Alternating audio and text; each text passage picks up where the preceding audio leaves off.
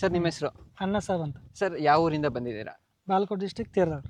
Bagalkot district Terdal. Terdal.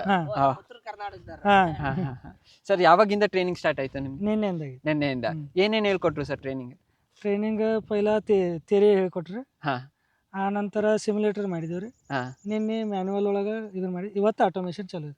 Okay okay sir, ಮೊದ್ಲು ಹೇಗೆ ಅನ್ನಿಸ್ತಾ ಇತ್ತು? ಕಲಿಬಹುದಾ? ಈಸಿ ಏನ್ ಅನ್ನಿಸ್ತು? ನೋಡಿದ ನಂತರ ಭಾಳ ಡಿಫಿಕಲ್ಟ್ ನಮಗೇನು ಆಗಕ್ಕಿಲ್ಲ ಅಂತ ಅನಿಸಿತ್ತು. ಹಾ ಈಗ ನಾವು ಸಿಮ್ಯುಲೇಟರ್ ತೇರಿ ಒಳಗೆ ಮಾಡಿದ ನಂತರ ಕಂಪ್ಯೂಟರ್ ಒಳಗೆ ಈಗ ಮಾಡಕ್ ಈಸಿ ಆಗಿದೆ. ಈಗ ತುಂಬಾ ಈಸಿ ಆಗಿದೆ. ಈಗ ನಿಮ್ಗೆ ಕಾನ್ಫಿಡೆನ್ಸ್ ಬಂದಿದೆ ಸರ್? ನಾನೇ ಫ್ಲೈ ಮಾಡ್ಬೋದು, ಕಾನ್ಫಿಡೆನ್ಸ್ ಬಂದಿದೆ. ಎಷ್ಟು ದಿನದಲ್ಲಿ ಸರ್? 2 ದಿನ. 2 ದಿನದಲ್ಲಿ.